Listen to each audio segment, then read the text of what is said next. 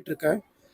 பட்டு தாத்தா பண்ணியிருந்தாரு. தாத்தாவுக்கு முன்ன அதுக்கப்புறம் அப்பா பண்ணியிருந்தாரு. அதுக்கப்புறம் அப்பா கிட்ட கற்றுட்டு நான் பண்ணிகிட்ருக்கேன். நான் ஒரு 46 வருஷமாக இந்த மண்பானை தொழில் இந்த லைனில் இருக்கேன். பட்டு சின்ன சின்ன பாட்டு, பெரிய பாட்டு நிறைய ஒர்க்கு 46 வருஷமாக நான் பண்ணிகிட்ருக்கேன் நான். 3 ஜென்ரேஷன். ஆமாம், 3 ஜென்ரேஷன். இந்த மண்பானையை நம்பி தான் நாங்கள் எங்கள் ஃபேமிலி, எங்கள் குடும்பம்லாம் பிக் குடும்பம். அதை நம்பி தான் நாங்கள் அப்போ அந்த காலத்துலேருந்து இப்போ வரைக்கும் அதை நம்பி தான் நாங்கள் போய்ச்சிட்ருக்கோம். இது வந்து குறைஞ்சிட்டே வருது. அந்த களிமண் எடுக்கிறதுக்கு எங்களுக்கு வந்து அரசாங்கம் நல்ல முழு உரிமை சலுகை கொடுக்கணும். களிமண் போய் கேட்டோம்னாக்கா இங்கே அரசாங்கத்துக்கிட்ட அனுமதி வாங்கணும். மண் பிஓ கிட்ட கையெழுத்து வாங்கணும். தாசில்தார் அனுமதி வேணும். லெட்ரு இருந்தால் தான் மண் எடுக்கணும் அப்படின்றாங்க. அந்த மாதிரி இதெல்லாம் மாறணும். மாறி நாங்கள் போயிட்டு மண் வந்து உரிமையாக எங்களுடைய களிமண் தானே நாங்கள் பழைக்கிறதுக்கோசம் மண் எடுத்தால் தான் நாங்கள் பழைக்க முடியும். அந்த மண் எடுக்கிற உரிமையை இப்போ வந்துக்கிற அரசாங்கம் அது எங்களுக்கு பெற்றுக் கொடுக்கணும் என்று நான் மிக தாழ்மையுடன் கேட்டுக்கொள்கிறேன். அவங்க சொன்னதை கேட்டிங்களா? அதாவது 3 தலைமுறை வந்து இந்த விஷயத்த வந்து கற்றுக்கிட்டு வராங்க. அது மட்டும் இல்லாமல் வந்துக்கிட்டு இதை நம்பி தான் அவங்களுடைய வாழ்வாதாரம் இருக்குங்கிற ஒரு விஷயத்தை சொல்கிறாங்க. கனிம வளங்களை வந்துக்கிட்டு இந்த காலத்தில் வந்துக்கிட்டு போன ஆட்சி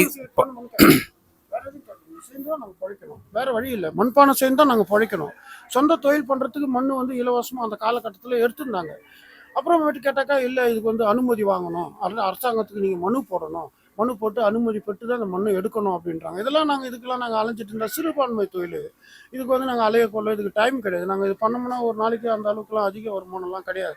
அதனால் மண் எடுக்கிறதுக்கு எங்களுக்கு ஃபுல் அதிகாரம், எங்களுக்கு உரிமை வேணும். ஏரியில் தான் மண் எடுக்க போகிறோம். களிமண் தான், வேறு எதுவும் எங்களுக்கு தேவை.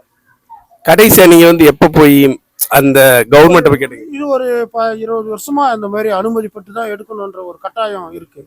கடைசியாக நீங்கள் எப்போ போய் கேட்டீங்க? கடைசியாக வந்து இப்போ போன ஆட்சியில் நான் மனு போட்டிருந்தேன்.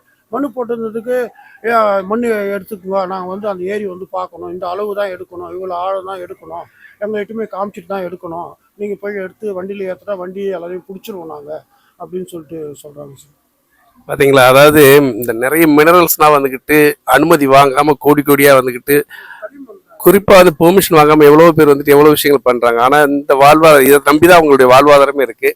இதுக்கு வந்து பார்த்தீங்கன்னா அவங்க அனுமதி வாங்கணும், அந்த மண்ணை வந்து நாங்கள் செக் பண்ணணும் அப்படிங்கிற விஷயத்தெல்லாம் வந்து அவங்க சொல்கிறப்ப வந்துட்டு அவர் ரொம்ப வந்து ஒரு வழியோட தான் அந்த விஷயத்தை வந்து இங்கே பதிவு செய்கிறாரு. ஸோ இந்த வீடியோ பார்க்குறவங்க கண்டிப்பாக வந்து இந்த மாதிரி கலைஞர்களுக்கு வந்துக்கிட்டு எந்த அளவுக்கு சப்போர்ட் பண்ண முடியுமோ, கவர்மெண்ட் வந்து இந்த விஷயத்தை சொல்ல முடியுமோ, இல்லை இந்த வீடியோ ஷேர் பண்ண முடியுமோ, கண்டிப்பாக வந்து ஷேர் பண்ணுங்கள்.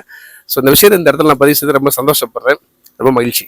சரி, ரொம்ப நன்றி.